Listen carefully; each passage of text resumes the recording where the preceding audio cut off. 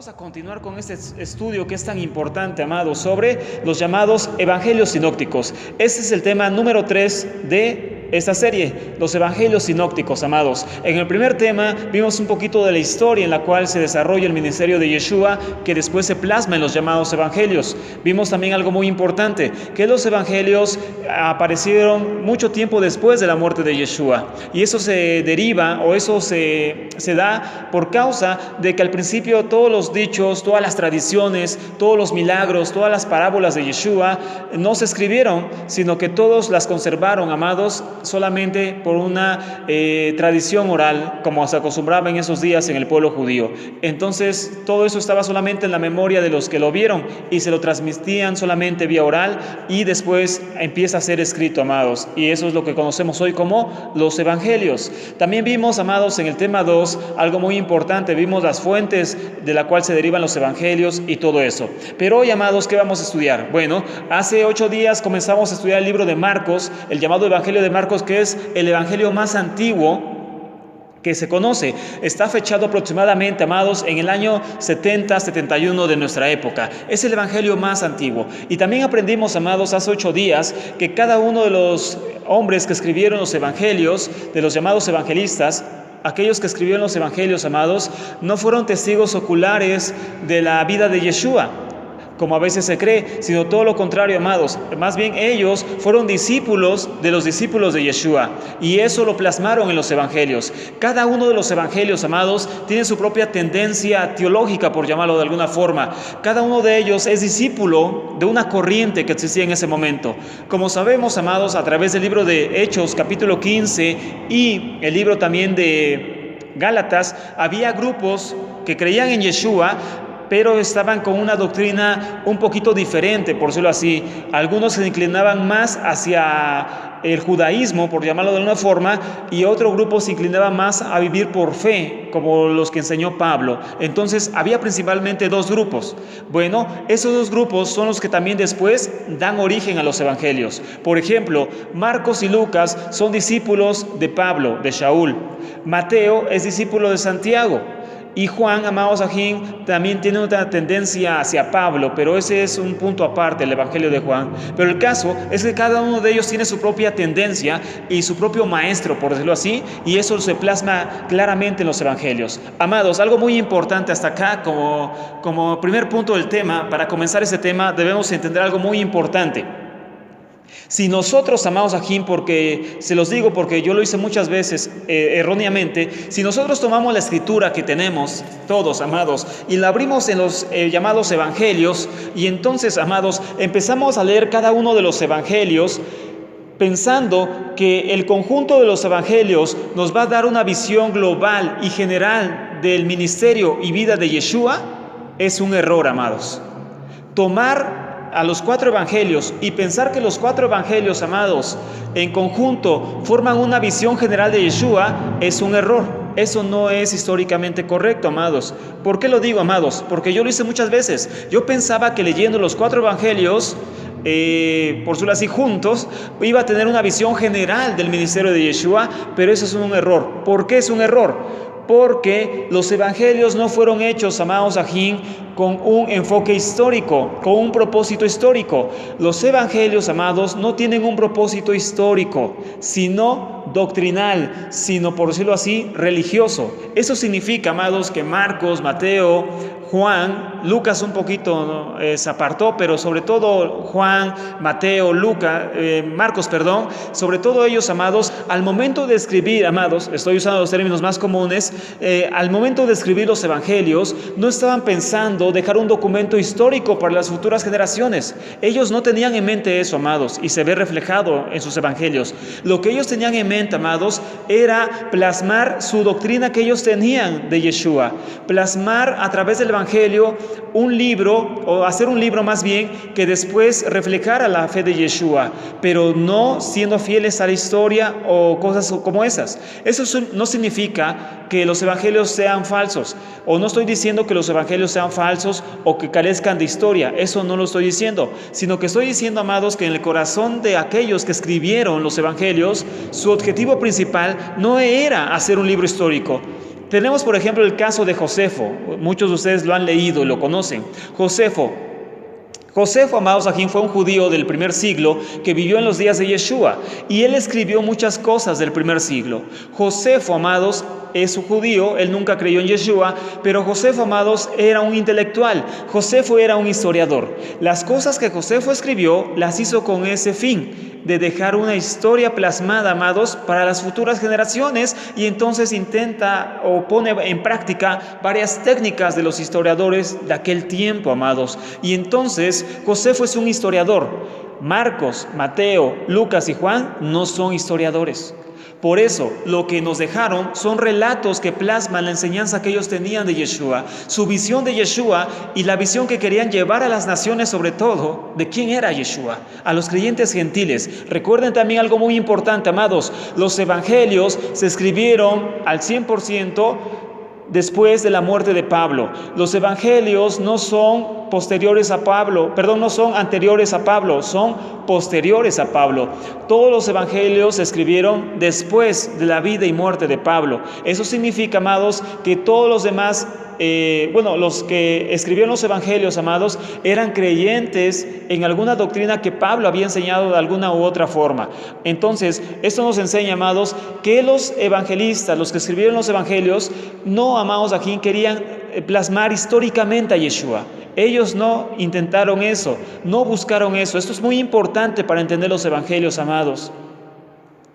Porque si no se desvirtúa claramente, amados, el mensaje de los evangelios. Si nosotros creemos historia fiel, no la vamos a encontrar, porque ese no era el objetivo. Repito, amados, hay gente que escribió históricamente del primer siglo, Josefo, Filón de Alejandría, etc. Pero Marcos, Lucas, Juan, Mateo no hicieron eso. Ellos no eran historiadores, amados. Baruch Hashem, eso es importante entenderlo al leer los evangelios. Ellos querían, amados, aquí plasmar su fe a través de los evangelios, y cada uno de ellos tenía tendencias diferentes. En el tema pasado vimos cómo Marcos, que era discípulo de Pablo, Marcos intenta hacer un evangelio que muestre la fe y la vida de Yeshua a los gentiles, porque Pablo fue a los gentiles y Pedro a la circuncisión, a los judíos. Entonces Pablo tiene un discípulo llamado Marcos y él lleva ese evangelio también a las naciones. Por eso el evangelio de Marcos está más dirigido a los gentiles que a los judíos, amados. Eso también es muy importante de entender. El destinatario es importante de entender, amados, para entender también un libro. Después hablaremos de las cartas de Pablo, porque hay mucha riqueza que aún nos falta estudiar, y es importante entender los destinatarios para entender el mensaje y las palabras de Pablo en sus cartas. Es importante entender los destinatarios de los evangelios para entender las palabras y la forma en la que son escritos por cada uno de los autores, porque ninguno escribe de la misma forma y ninguno, amados aquí, es 100% igual al otro. Tienen diferencias, y esas diferencias se explican entendiendo el autor y entendiendo el destinatario de esos evangelios, amados. Ahora bien, amados, por eso les decía, cada uno de los autores de los evangelios tenía su propia motivación teológica, por decirlo así, para escribir el evangelio. Marcos quería escribir a las naciones, Mateo quería escribir a los judíos, Lucas también era discípulo de Pablo y él también intentó escribir, de hecho, él lo dice en el libro de Hechos, él intenta escribir a los gentiles, para gentiles, amén. Para empezar entonces, amados, vamos a entender el evangelio de Mateo. Hace 8 días, repito, estudiamos Marcos, hoy vamos a estudiar Mateo, Lucas y Juan. Estoy usando, repito, los términos más comunes, amados, que nadie se vaya a espantar por los términos, son los términos más comunes solamente, eso es todo. Su nombre en hebreo, por supuesto, es otro, el de Marcos es Mordejai, Juan es Yohanan, Mateo es Matillahu y Lucas es Gilel. Pero bueno, usamos los términos más comunes. Ahora bien, amados, ahora algo muy importante. Mateo, amados, Mateo habla a judíos. Marcos, hace 8 días platicábamos que él habló a gentiles. Mateo, el evangelio de Mateo está más dirigido a gente judía. ¿Por qué lo sabemos? Por muchos rasgos que se ven en el evangelio. Repito, todos plasmaron su tendencia teológica, su fe, a través del Evangelio, amados, que cada uno de ellos escribió. Mateo hizo su parte, y Mateo, amados, escribe a judíos. Él estaba dentro de una comunidad judía. Se cree que estaba en una comunidad judía de Siria, donde se escribe este Evangelio. Era Antioquía, que está en Siria, o estaba en Siria, o Damasco. En alguna de estas dos ciudades se escribe históricamente el Evangelio de Mateo en el año 80 o 90 de nuestra época aproximadamente. No hay una fecha exacta, pero se sitúa más o menos en el 80 o 90 de nuestra época el Evangelio de Mateo. Lugar de donde fue escrito más bien, o donde fue escrito, es Siria, Antioquía o Damasco en Siria. Ahora bien, Mateo era judío, por supuesto, y Mateo, amados, busca plasmar su enseñanza. Mateo busca plasmar su enseñanza, amados, que él tenía hasta ese momento judía, y entonces él está en una comunidad de creyentes, claro está, judíos, pero también gentiles que se habían injertado desde hace tiempo a esa comunidad. Entonces, Mateo se diferencia del Evangelio de Marcos en que Mateo ya pone una genealogía del Mesías, y para Mateo era importante poner una genealogía del Mesías, porque para Mateo, amados, el Mesías era 100% judío, y eso lo tenía que representar en su Evangelio. Mateo, amados, repito, escribe a judíos, y por lo tanto su objetivo es que más judíos crean en el Mesías que ha venido en Yeshua como el Mesías que ha sido ya revelado en la tierra, y por lo tanto él tiene que hablar a judíos, y para un judío es importante el linaje, y ellos sabían, a diferencia de un gentil, amados, que el Mesías tenía que venir de la tribu de Judá. Por eso Mateo pone mucho énfasis y empieza su evangelio hablando de la genealogía. Este es el hijo de David. ¿Por qué? Porque eso es lo primero que ellos querían saber y comprobar, que Yeshua sí descendía de David, y por lo tanto era un candidato claro a ser el Mesías prometido a Israel. Segundo punto, él realza su relación con sus hermanos, a diferencia de Marcos. Marcos no hace eso, él escribe algo diferente cuando se refiere a los hermanos en carne de Yeshua. Mateo toma más realce en eso, y él habla de una forma diferente, enseñando que Yeshua estuvo muy ligado a sus hermanos en carne. Entonces, esto lo hace para, repito, causar que judíos que no creían hasta ese momento vengan a creer en Yeshua, mostrando que Yeshua estaba en el mismo pueblo y que era judío, y que estaba, amados ajín, invitando a los de su propia sangre a pertenecer a esta fe, y que no era exclusivo para gentiles, sino en primer lugar para judíos. Ahora bien, amados, para Mateo, amados ajín, es muy importante entender algo. Es muy importante entender la fecha en que fue escrito este evangelio, porque Mateo, amados, hace algo muy importante. Mateo, a diferencia de Marcos, que vimos hace 8 días, Mateo empieza, amados, a explicar la formación de la llamada iglesia, o la Kehilá, la Cajal de Israel, la iglesia, por entenderlo de la mejor forma, por decirlo así, o más bien para que sea explicable en todo sentido, la llamada iglesia. Su nombre, por supuesto, es otro en hebreo. Entonces, Mateo lo que busca es explicar la formación de la iglesia, que para ese momento en el cual ya se está escribiendo, amados, el evangelio de Mateo, la iglesia, voy a usar el término más común, perdónenme, amados, los que tienen términos de otro tipo, perdónenme, estoy usando los términos más comunes para que se entienda bien. Entonces, la llamada iglesia ya estaba formada. Había comunidades de creyentes gentiles en el Mesías por doquier. Por todo el imperio romano se había llenado de fe en Yeshua. Entonces había congregaciones por todas partes, y entonces ya estaban bien formadas, bien establecidas para el año 90, repito, en el que está siendo escrito Mateo. Entonces, Mateo busca explicar y respaldar la formación de la iglesia, también lo hace Lucas en sus evangelios, y Mateo en el capítulo 16 es entonces cuando dice, o busca especificar y respaldar sobre todo la iglesia a través de las palabras de Yeshua, cuando le dice a Pedro, a Kefa, se dice en hebreo, tú eres Kefa, y sobre esta piedra edificaré mi iglesia, mi Kehilá. Entonces, mi Cajal se dice en hebreo. Entonces, sobre esta piedra edificaré Cajal, edificaré la iglesia. Entonces, Mateo está buscando justificar la formación de la iglesia, y está mostrando que Yeshua es el fundador de la iglesia, que la iglesia la Cajal de Israel, los creyentes gentiles que vivían en ese momento, ya con fe, existieran, no era un capricho de hombre. La congregación existía hasta ese momento no por un capricho de Pablo, por ejemplo, de Pedro, no, sino que existía porque Yeshua mismo la estaba formando, y eso lo quiere especificar Mateo en su evangelio, en el capítulo 16. Mateo busca explicar a toda costa esto, amados, también lo hace Lucas, que la formación de la iglesia es un plan de Yeshua, que siempre Yeshua tenía ese plan de formar una congregación y donde gentiles también serían admitidos. Ahora bien, también Mateo se busca, amados, explicar mucho la tardanza del Mesías. En los primeros momentos, amados, cuando Yeshua muere, después, en los primeros años, la gente creía, y esto lo vemos a través de las cartas de Pablo, que repito, las cartas de Pablo fueron escritas antes que los evangelios. Vemos cómo, amados, los creyentes del primer siglo, los primeros creyentes gentiles y judíos, esperaban ansiosamente que el Mesías regresara por ellos, amados. Ellos esperaban ansiosamente que el Mesías regresara por ellos. Ellos estaban totalmente seguros que el Mesías en cualquier momento iba a regresar por ellos. Y entonces Marcos empieza a hablar mucho sobre esa venida del Mesías.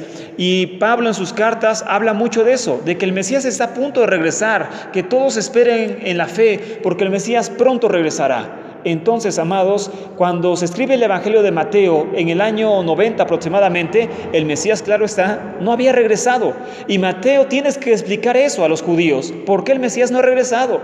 Y la explicación que da Mateo es que los creyentes gentiles tienen que entrar al reino para que el Mesías venga. Entonces, lo que busca explicar Mateo también en su Evangelio es esto, es la tardanza, por llamarla de alguna forma, siendo respetuoso para nuestro Mesías, la tardanza de que el Mesías, en el que el Mesías regrese. La tardanza, o sea, Mashiach no ha regresado.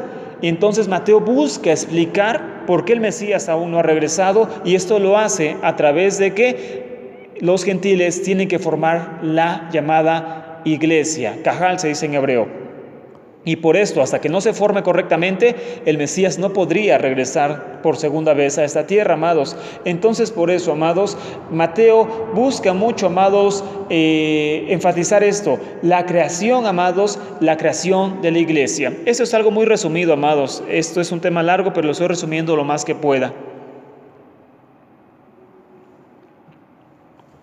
Y el objetivo es este, amados, que ustedes cuando lean Mateo, cuando lean los demás evangelios, lo lean con unos lentes diferentes, por decirlo así, sabiendo ahora cuál fue el objetivo de escribir ese evangelio, sabiendo ahora que ellos no querían escribir históricamente, sino doctrinalmente los evangelios, que había una motivación en cada autor de los evangelios. Y en este caso, en el evangelio de Mateo, amados, quería Mateo que, en primer lugar, explicar la formación de la iglesia. Número 2, ¿qué también intenta hacer Mateo a través de su evangelio? Intenta explicar por qué la tardanza en el regreso del Mesías. ¿Por qué el Mesías está tardando en regresar a su pueblo? Y la explicación es que la Torá tiene que ser esparcida a todas las naciones y después vendrá el fin. Y entonces Mateo dice, todavía no ha pasado eso, todavía no hemos podido expandirnos en todo el mundo, por eso todavía no puede venir el fin. Y eso lo dice en Mateo 24, hablando del fin de la era. El Mashiach solamente vendrá hasta que este evangelio sea predicado en todo el mundo. Eso lo dice Mateo en su evangelio, no lo dice Marcos. ¿Por qué? Porque Marcos sí creía que el Mesías regresaría en cualquier momento, pero Mateo, que escribe muchos años después, 20 años después, sabe que el Mesías está tardando, y la explicación que se da a través del evangelio es que el evangelio tiene que ser predicado en todo el mundo para que el Mesías entonces sí regrese. También algo muy importante, amados, que vemos en Mateo, a diferencia de Marcos, es su tendencia totalmente judía. Por eso en el evangelio de Mateo aparece ese famoso pasaje que todos sabemos en Mateo 5, verso 17 al 21, donde habla de que la Torá, la ley de Moisés, la Torá, no ha sido anulada. Esto lo enseña porque él era judío, él estaba entre los judíos. Y recuerden Hechos 15 y Gálatas, había muchos judíos que querían que los gentiles guardaran la Torá, la ley de Moisés, igual que un judío. Entonces Mateo estaba en ese grupo, amados. Él escribe a judíos, recuerden, y por eso escribe para que judíos también crean en Yeshua. Y entonces por eso Mateo recalca este pasaje. Yeshua no vino a abolir la Torá, Yeshua no vino a abolir la Torá. Crean en Yeshua y sigan guardando la Torá como judíos que son. Ese es el mensaje, otro de los mensajes del Evangelio de Mateo. Mateo está hablando a judíos, él está diciendo esto. No piensen que el Mesías vino a abolir la ley, la Torá, porque entonces no sería Mesías. Ustedes sigan guardando la Torá y crean en Mashiach, crean en el Mesías. ¿Y qué es Yeshua? Porque Él, por supuesto, no los está alejando de la Torá de sus padres. Por eso aparece en el libro de Mateo este verso que no aparece en Lucas, no aparece en Marcos y no aparece en Juan. ¿Por qué? Porque Marcos, Lucas y Juan fueron escritos sobre todo a gentiles. Marcos, Lucas y Juan fueron escritos sobre todo a gentiles y por eso a ellos no les interesaba recalcar la vigencia de la Torá. A Mateo sí le interesaba recalcar la vigencia de la Torá, de la ley de Moisés. ¿Por qué? Porque él escribía, repito, a judíos que tenían miedo de las enseñanzas o los dichos que se escuchaban de que los estaban haciendo apartarse de la ley de Moisés, de la Torá. Y por eso Mateo le dice, no crean eso. Yeshua nunca nos enseñó a apartarnos como judíos de la Torá, sino todo lo contrario. Yeshua vino a mostrarnos el camino más perfecto de obediencia y de devoción de la Torá de nuestros padres. Amén. Bueno, entonces por eso se explica que en Mateo aparezca este pasaje y no aparece en los demás evangelios, porque a Mateo le interesaba mostrarle al pueblo judío, a los judíos creyentes y no creyentes en Yeshua, que la Torá seguía vigente y que tenía que venir al Mesías sin dejar de guardar la bendita Torá. Ahora bien, algo muy importante. La Torá, amados aquí, se nos enseña, o más bien Mateo nos enseña que la Torá va a estar vigente. Entonces, aún en los creyentes judíos, por supuesto, que la Torá sigue vigente y que el Evangelio tiene que seguir siendo predicado hasta que los gentiles entren al reino y entonces el Mesías pueda regresar por segunda vez a esta tierra. Otro punto muy importante, amados, que recalcar en esto. Mateo también, amados, otro punto que busca Mateo especificar en su evangelio es, amados, aquí un problema que estaban viviendo ellos en ese momento, como judíos, porque repito, amados, esto es muy importante para entender el evangelio, por eso lo repito tanto, amados, no por otra cosa, sino que, amados, Mateo está entre los judíos, no está entre los gentiles, a diferencia de los demás evangelistas.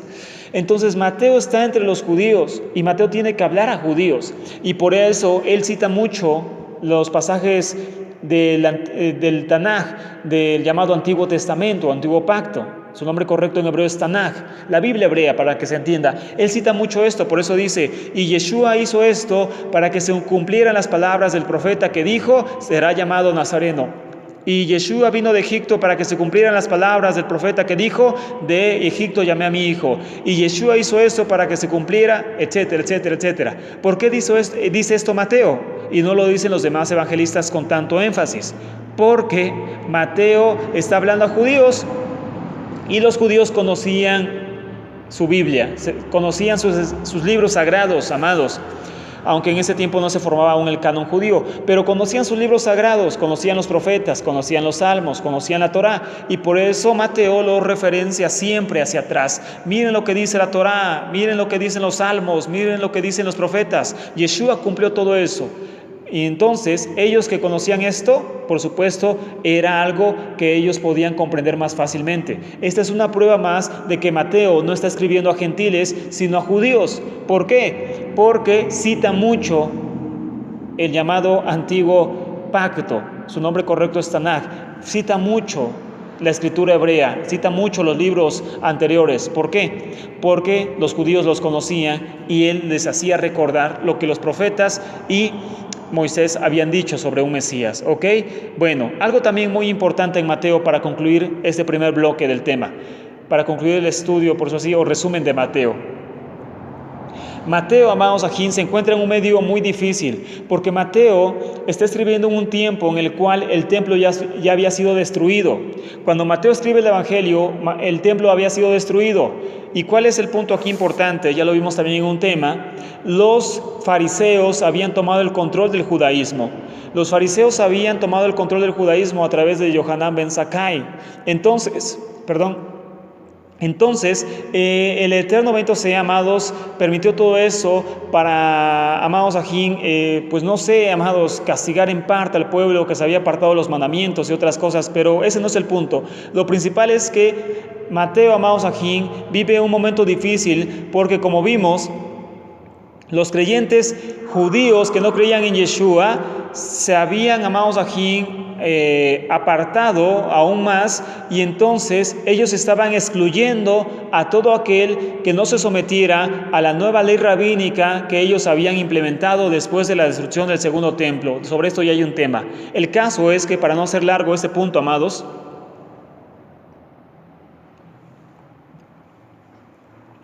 la tensión entre judíos no creyentes y judíos creyentes estaba siendo ya, amados ajín, anulada. Los judíos que no creían en Yeshua estaban, amados ajín, sobre todo los líderes, no cualquier judío, sino los líderes, muchos de los líderes estaban totalmente, amados ajín, rezagando y buscando sacar de las comunidades y de las sinagogas a los creyentes judíos en Yeshua. Y entonces, este problema está viviendo Mateo, amados. ¿Y cómo lo sabemos? Bueno, este enojo que tiene Mateo, que es judío y que está siendo excluido, amados, del judaísmo que se estaba formando después de la destrucción del segundo templo por parte de los fariseos, se ve reflejado en el capítulo más usado para atacar el judaísmo, que es Mateo capítulo 23. Mateo capítulo 23 plasma, como ningún otro capítulo de los evangelios, las diferencias y los choques que empezaron a haber entre creyentes judíos en Yeshua y judíos no creyentes en Yeshua. Este pasaje, por supuesto, habla de Yeshua confrontando a los fariseos, pero Mateo le da un énfasis más fuerte que los demás evangelistas al choque con los fariseos. Por ejemplo, en el verso 8, Mateo 23:8 dice: a nadie llamen rabino, sino solamente uno es su rabino, etc. ¿Por qué? Porque Mateo estaba hablando directamente contra los líderes judíos que en ese momento los estaban excluyendo de la sinagoga. Recuerden, hay un tema sobre eso, se llama los primeros creyentes, revísenlo, ahí explico más a detalle este punto. Y entonces, los fariseos que habían sobrevivido a la destrucción del segundo templo, estaban sacando a los creyentes en Yeshua de las sinagogas, a través de una llamada bendición, la bendición de los herejes, que en hebreo se dice Birkat Haminim, la bendición de los herejes, y entonces los estaban sacando de las sinagogas, estaban eliminando a los demás grupos. Para ese momento en el cual Mateo escribe su evangelio, los esenios habían ya prácticamente desaparecido. Los celotes, los saduceos y cualquier otra corriente, y los únicos que habían sobrevivido a la destrucción del templo eran los fariseos, y ellos habían formado una halajá, una ley judía que excluía a todos los demás grupos, y aquel que no se sometía a esa halajá era excluido del judaísmo de ese momento, entre ellos los creyentes en Yeshua. Y Mateo está enojado por eso que está pasando. Está enojado con los líderes judíos de su tiempo, no del tiempo de Yeshua, sino de su tiempo de Mateo. Y entonces él lo plasma en Mateo capítulo 23. Él muestra su enojo contra los líderes y lo plasma en Mateo capítulo 23. Esto es importante para entender, repito, correctamente, amados, los evangelios. Entonces, amados, en resumen, Mateo, amados, está escribiendo a judíos. Mateo está explicando la formación de la congregación. Mateo está airado contra los judíos líderes de su tiempo. Y Mateo todo esto lo plasma a través de su llamado evangelio, amados. Y entonces, por eso Mateo es diferente a los demás evangelios. Amén. Bueno, amados, repito, este es un tema muy extenso. Lo estoy resumiendo lo más que pueda, pero es un tema que les invito a seguir estudiando por su cuenta para poder entender mejor los evangelios. Después daremos otros temas al respecto.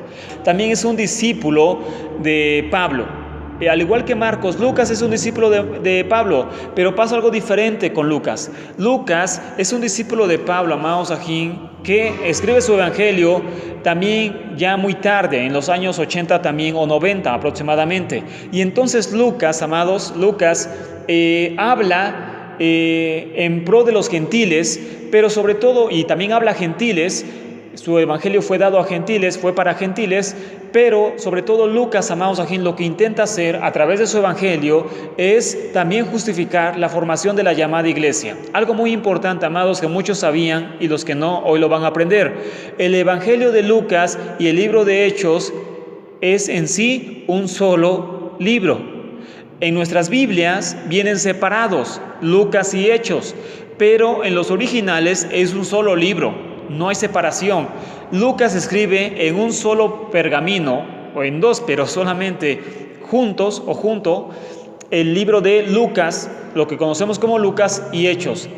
Entonces es un solo libro en el original, pero que después fue separado por los primeros cristianos. Entonces ellos lo separaron, tristemente no tenía que ser así, pero lo separaron. Bueno, entonces por eso hoy está separado Lucas de Hechos, pero en sí, amados, en el original es un solo evangelio.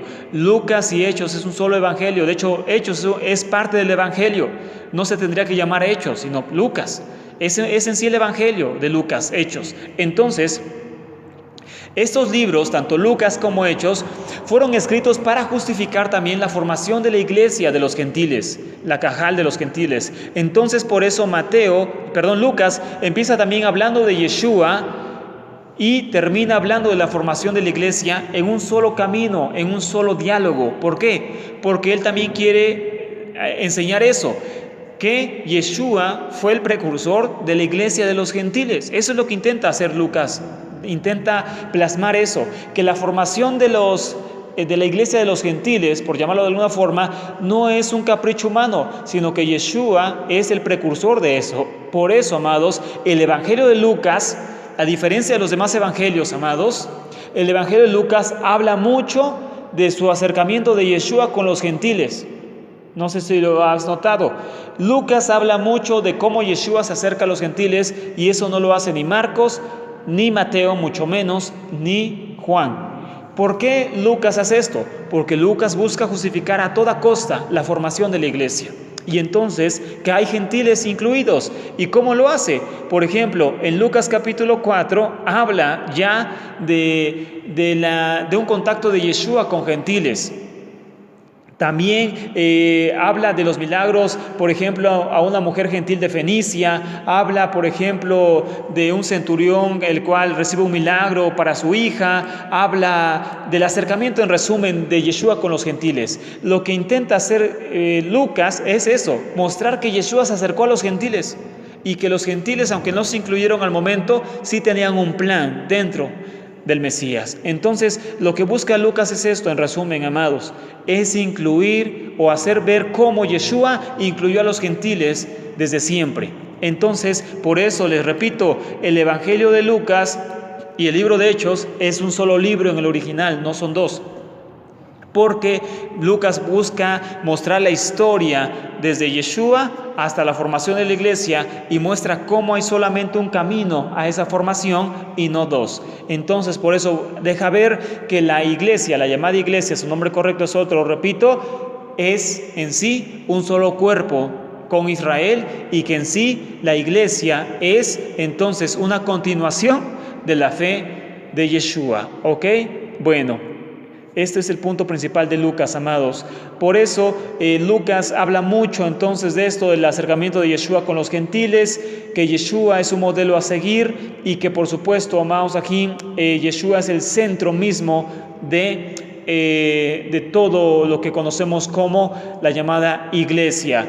Y como punto final, por decirlo así, sobre el evangelio de Lucas, que es muy parecido a Mateo, amados.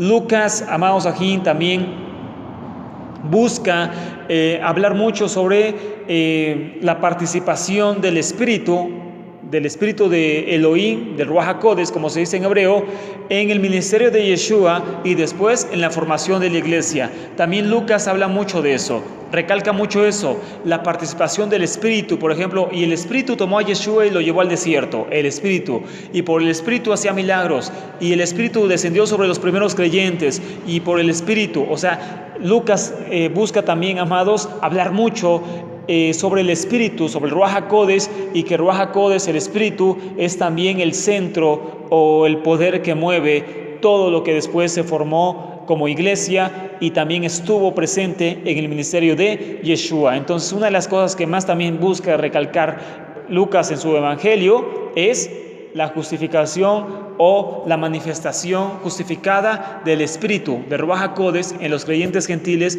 y judíos en Yeshua, amados. Como les había comentado, amados, ya como punto final de Mateo y Lucas, como les había comentado la semana pasada, el evangelio de Mateo y Lucas se parecen mucho, amén. Mateo y Lucas casi son del mismo tamaño y se parecen mucho. Marcos es más chiquito y Juan tiene otro tipo de escritura. Entonces Mateo y Lucas es muy parecido. Les decía, amados, el cuerpo más grande, el 60% del evangelio de Mateo y Lucas es tomado de Marcos, es copiado de Marcos, que fue escrito en el año 70. Y el resto de los pasajes que concuerdan en Mateo y Lucas, pero que no aparecen en Marcos, son tomados, amados, de una fuente que tristemente fue extraviada, está perdida, que es conocida históricamente y científicamente. Este no es un invento de nadie, es científicamente comprobado que hubo otro evangelio. Ese evangelio es conocido como el evangelio Q o la fuente Q.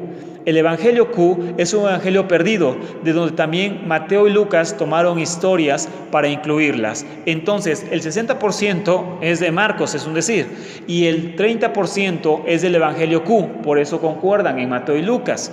Y el resto son investigaciones personales de cada autor. Así se conforma Mateo y Lucas históricamente. Ahora bien, vamos al final del estudio y es el evangelio de Juan. El evangelio de Juan es muy peculiar, amados.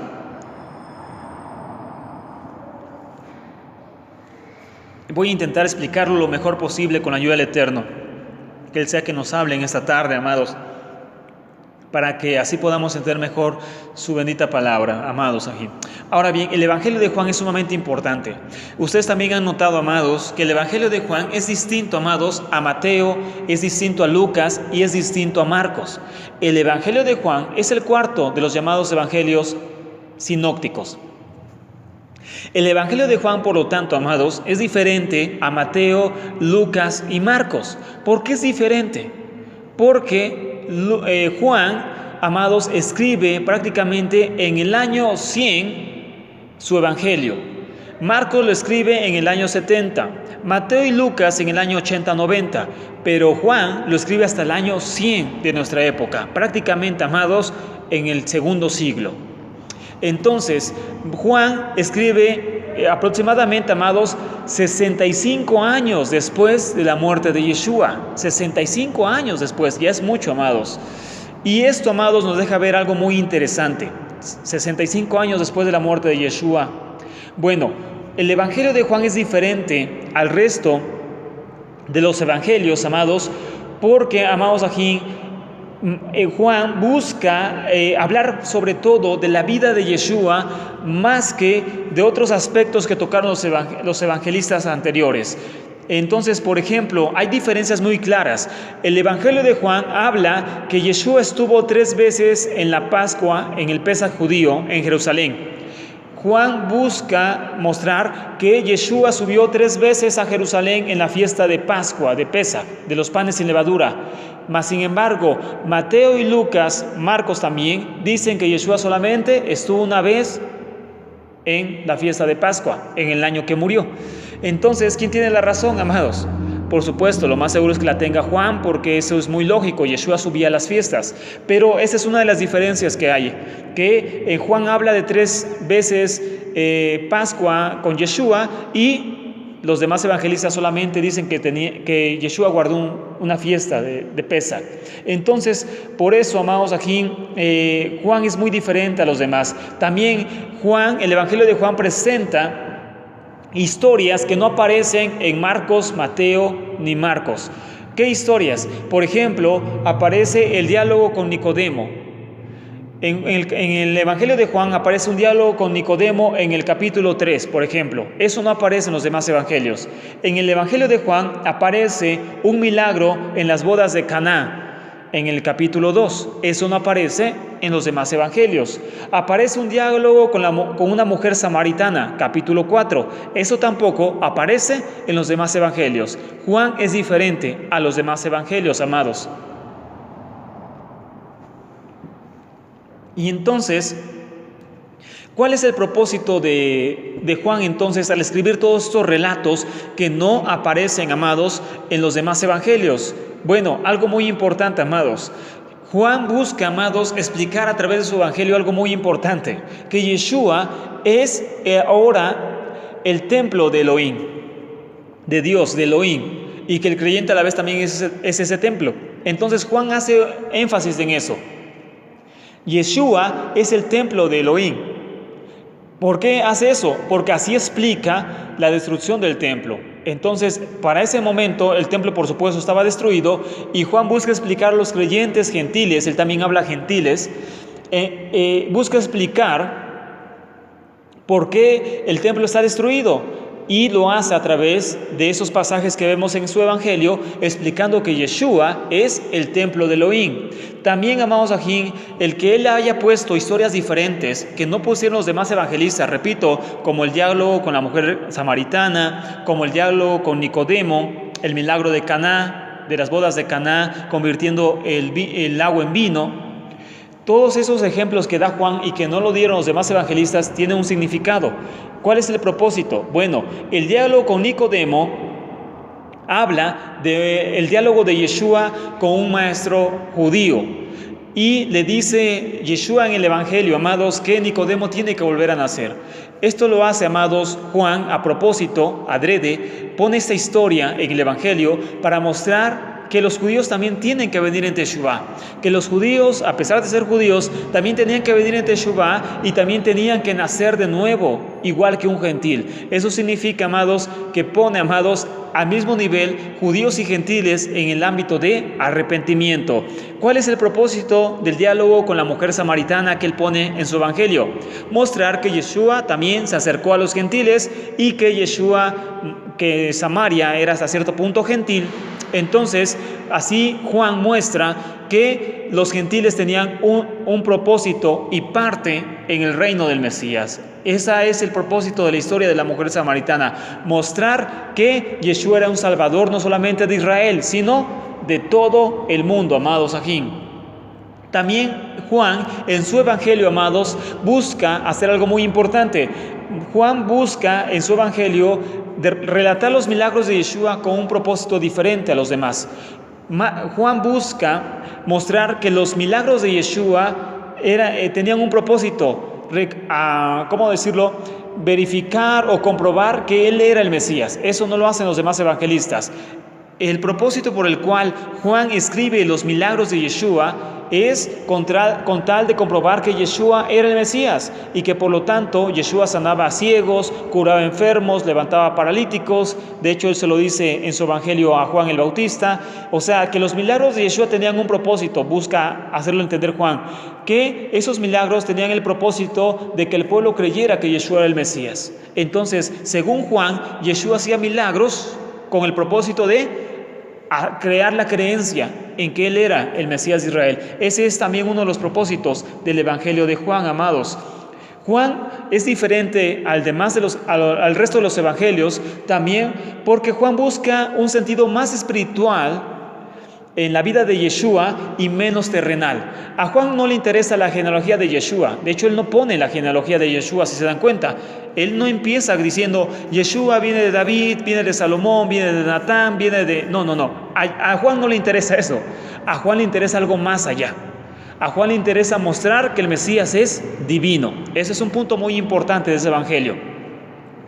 A Juan le interesa mostrar que Yeshua es divino. Y entonces, por eso, Juan no da una genealogía. Él dice, no, a mí no me interesa una genealogía. Yeshua es el verbo de Elohim. Y así empieza su evangelio. Yeshua existe antes de este mundo. Yeshua existe antes de esta época, de este mundo. Y por lo tanto, Yeshua es antes de este mundo. Y eso lo plasma en su evangelio. Para Juan era muy importante esto. Mostrar que la divinidad del Mesías, o un Mesías divino, venía antes, amados, antes de este mundo. Aquí me voy a detener un punto para explicar algo muy importante, amados.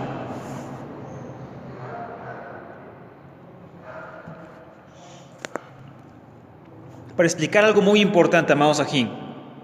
Como les decía, amados, como les comentaba, Juan se diferencia, amados, aquí del resto, amados, del resto de los evangelistas, en que Juan, amados, busca resaltar también mucho la divinidad del Mesías. Eso no lo hacen los demás evangelistas, pero sí lo hace Marcos, amados. Perdón, Juan sí busca mucho, amados, mostrar un Mesías divino. Pongan atención en esto que les voy a comentar a continuación, que es muy importante. Eso también es muy extenso y cada cosa que les voy a comentar tiene su propio nombre de investigación y tendencia. Bueno, pasa algo muy importante, amados. Había creyentes en el primer siglo, creyentes en Yeshua, por supuesto, que creían, amados, que la divinidad del Mesías, o sea, un estatus superior del Mesías, venía al momento en que fue concebido. Muchos creían eso, que un Mesías o el Mesías venía en un estatus de ser divino o cosas semejantes cuando el Mesías fue concebido. Eso, por ejemplo, amados, lo cree Mateo. Por eso pone la genealogía y habla de que la Virgen concebirá y dará a luz un hijo y que Mesías fue concebido sin necesidad de intervención humana. Entonces, Mateo, por ejemplo, y Lucas creían que el Mesías tenía un estatus superior en el momento de ser concebido por el Espíritu. Marcos creía que el Mesías era divino al momento de recibir el bautizo por Juan y vino una voz del cielo que dijo: este es mi hijo amado. Marcos creía que el Mesías era divino en ese momento. Había otros que creían que el Mesías era divino hasta después de la resurrección del Mesías. En ese momento tenía un estatus divino. Pero Juan tenía una tendencia muy diferente. Juan no creía que el Mesías era divino después de la resurrección.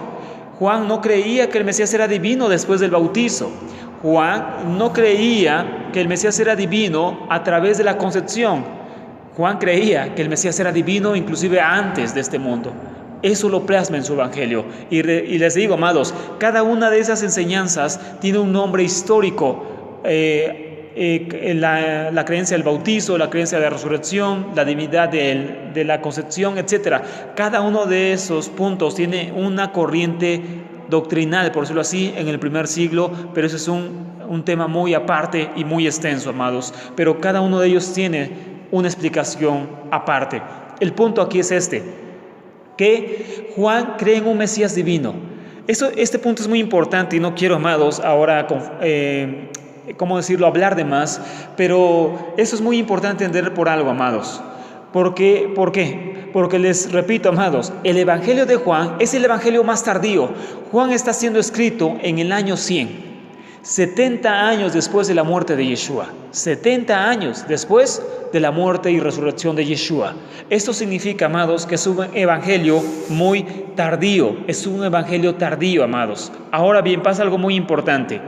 Entre más los libros se fueron separando de la muerte y resurrección de Yeshua, más se hizo énfasis en la divinidad de un Mesías.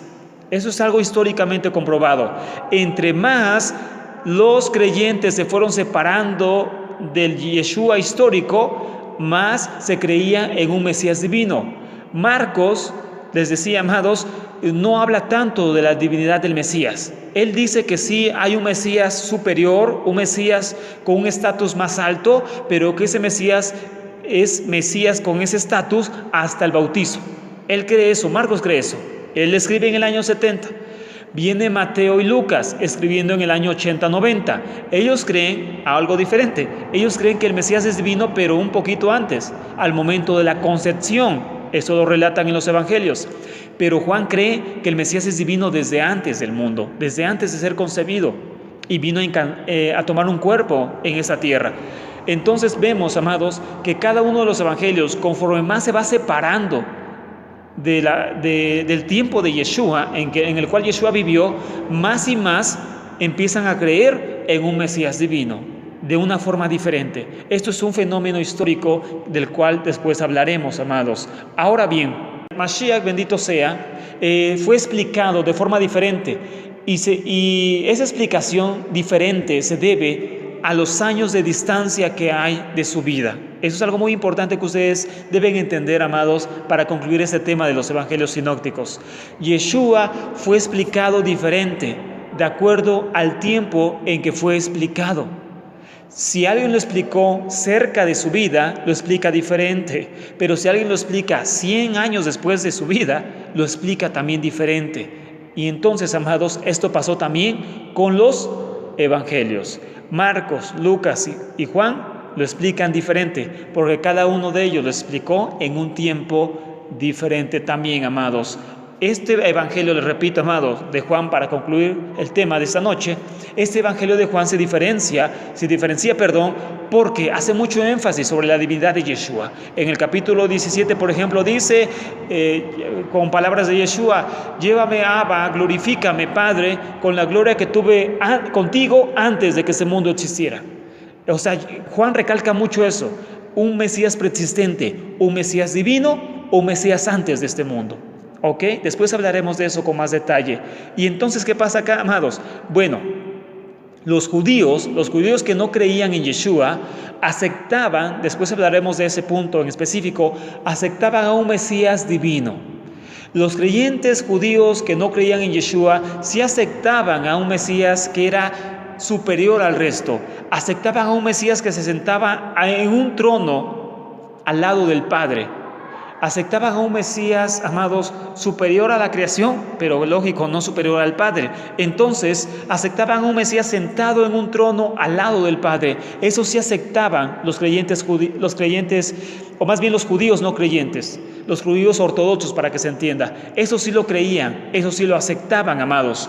Más sin embargo, lo que nunca aceptaron fue un Mesías divino a la par de Elohim. Eso es lo que nunca aceptaron. Cuando los creyentes gentiles empezaron a creer en un Mesías, amados ajín, preexistente, y que después se encarna aquí en la tierra y que tiene el mismo nivel del Padre, cuando los creyentes empezaron a creer eso, los creyentes judíos entonces, amados, fueron los creyentes judíos, más bien los judíos, para acomodar la idea, los judíos no creyentes, entonces, amados, al ver esto, al ver que tomaban al Mesías y lo ponían en un nivel idéntico al Padre, entonces fue cuando ellos tomaron la decisión de llamar herejes a todo aquel que creyera en Yeshua como el Mesías. Y esto pasa en el final del primer siglo, amados, al final del primer siglo. Cuando aparece el Evangelio de Juan, esta doctrina se estaba divulgando de un Mesías igual al Padre, y entonces los judíos dicen: nosotros no aceptamos eso, aceptamos a un Mesías que se sienta en un trono a la diestra del Padre, pero no aceptamos a un Mesías a la par del Padre. Esto es entonces una herejía, porque contrarresta o contradice nuestra enseñanza en el eterno único, en que el eterno es Ejad. Entonces no se acepta esa doctrina mesiánica y por lo tanto son llamados herejes desde ese momento, desde finales del primer siglo. A todo aquel que cree en Yeshua como Mesías es visto entonces como un hereje, sea gentil o sea judío, para ellos es un hereje. Pero entonces, amados, después hablaremos sobre este punto. Por hoy, por esta noche, amados, hasta acá lo dejamos. Espero que sea de ayuda, amados, y que sean de ayuda estos temas. Pero repito, amados, seguiremos abundando y ahondando en estos temas en los siguientes miércoles. Por ahora, amados, hasta acá dejamos el tema. Lo vamos a buscar subir lo antes posible a YouTube para que ustedes lo puedan repasar, y sus comentarios son bienvenidos, amados. Es tiempo de despertar, es tiempo de estudiar y conocer realmente, amados, quién es nuestro Mesías, el Mesías de Israel, el Mesías prometido también, amados, aquí al pueblo de Israel, pero ahora sabemos también a todo el mundo. Bueno, amados, entonces, sin más por el momento, amados, vamos a hacer una oración para agradecer al Eterno por su bendita palabra.